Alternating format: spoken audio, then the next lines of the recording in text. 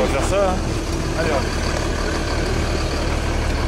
Le début de saison et son cortège de rituels. 7 heures, les pisteurs embarquent direction le Pic Blanc, 3300 mètres d'altitude, le point culminant de l'Alpe d'Huez. On monte en machine pour essayer de gagner du temps avant la clientèle, pour aller mettre en place tout le matériel de sécurité et puis regarder un peu ce qui s'est passé dans la nuit. Qu'est-ce qui peut se passer dans la nuit? C'est quoi les risques? Il peut y avoir eu du vent qui mette le matériel par terre. Il peut y avoir eu des formations de plaques. Donc on va aller regarder tout ça de près. Ouvrir 3 semaines plus tôt que prévu bouscule le rythme. La station n'est pas encore complètement prête. Et Didier, vous les avez trouvés ceux qui sont là? Vous êtes montés les chercher? C'est quoi le matériel qu'il faut mettre en place là? Là, on a mis pas mal de jalons, des matelas, des protections pour ouvrir le glacier. Et puis pour les travaux d'été qui sont pas terminés, on a encore pas mal de balisages fixes à faire. Et puis il y a encore pas mal de travaux sur le bas de la station puisqu'on a refait pas mal de remontées mécaniques. Seulement 5 pistes sont ouvertes, mais une dizaine de pisteurs est mobilisée. Il faut préparer le terrain. On va en profiter pour faire un tir gazex là au-dessus de la piste. Donc c'est quoi un tir gazette? Ah voilà, écoutez, comme ça on fait une purge là, c'est...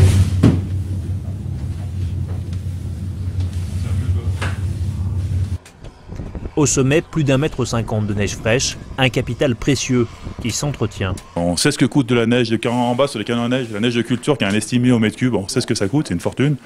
Qui a un nez naturel, plaqué, nous elle ne coûte pas grand chose à part le gasoil des machines, le carburant et les heures de damage, quoi. À la manœuvre de cette dameuse treuil, Julien, 28 ans, il vient de passer la nuit à faire des allées et venues sur cette piste de 400 mètres de long. On prépare le domaine pour l'ouverture aujourd'hui et puis voilà, il y a eu du vent dans la nuit, donc le vent transporte la neige et nous on est en train de la récupérer pour la mettre en place sur nos pistes de ski pour préparer un joli domaine pour cet hiver. C'est-à-dire là vous attaquez à quelle heure le matin? Donc les horaires c'est 1h30 du matin, on poste, on est en deuxième partie de nuit donc à 1h30 du matin. Et ça vous emmène jusqu'à quelle heure?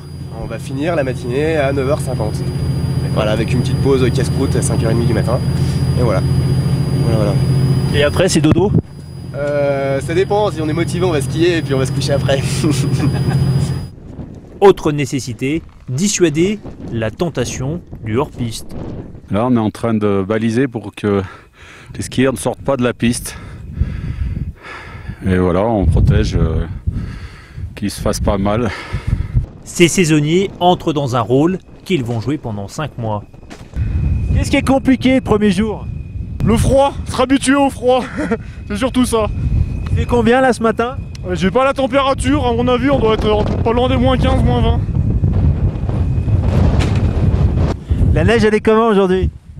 Il y a du vent, mais elle est super bonne, une bonne neige froide d'hiver, très agréable et facile à skier. Vous êtes contents les enfants? Ouais! Ouvrir une station plus tôt, une logique d'image, pas de rentabilité. En contrebas, la plupart des commerces et des hôtels sont encore fermés. Dans ce magasin, on est en phase de rodage. Le chiffre d'affaires, on n'en parle même pas là. Ça va être quoi sur le week-end le chiffre d'affaires là? Je sais pas, une centaine d'euros, peut-être 200 € maximum. Faire parler de soi, important pour une station dans un contexte de crise. Il y a un impact ou pas de la crise? On va dire que depuis 2 saisons, on va dire que ça stagne. On reste sur des chiffres d'affaires qui n'augmentent ou très peu ou pratiquement pas. Ce jour-là, la SATA, exploitant des remontées mécaniques de l'Alpe d'Huez, propose un forfait à moitié prix. Succès garanti auprès des skieurs. Tout est mieux en fait. Le prix, moins de monde, que des avantages. Fidéliser la clientèle, un enjeu majeur pour la station qui ne cache pas son objectif du jour, soigner sa réputation.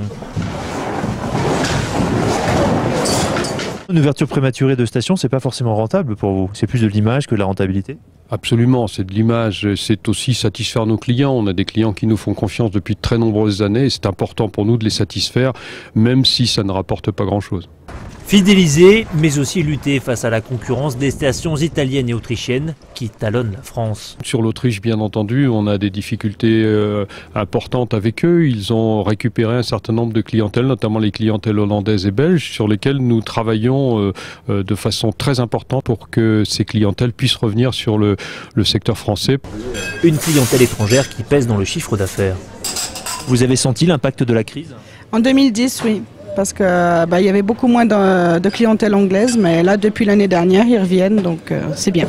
L'année dernière, déjà, était une très belle saison, et je pense que cette année, la saison devrait être pas mal. Les réservations sont bonnes, donc il n'y a pas de raison qu'on fasse une mauvaise saison. Pour attirer ses skieurs, l'Alpe d'Huez investit 15 millions d'euros cette année. Nouveau matériel, nouveaux équipements de loisirs et chasse au tour opérateur. Le chiffre d'affaires pour la SATA et passe par le biais des tours opérateurs, ce qui nous permet de lisser le remplissage de la saison, puisque les tours opérateurs sont là en permanence depuis le début décembre jusqu'à la fin avril. Et cette clientèle étrangère, elle va dépenser plus sur place? En règle générale, la clientèle, notamment la clientèle belge, scandinave et anglaise, dépense effectivement plus que la clientèle française.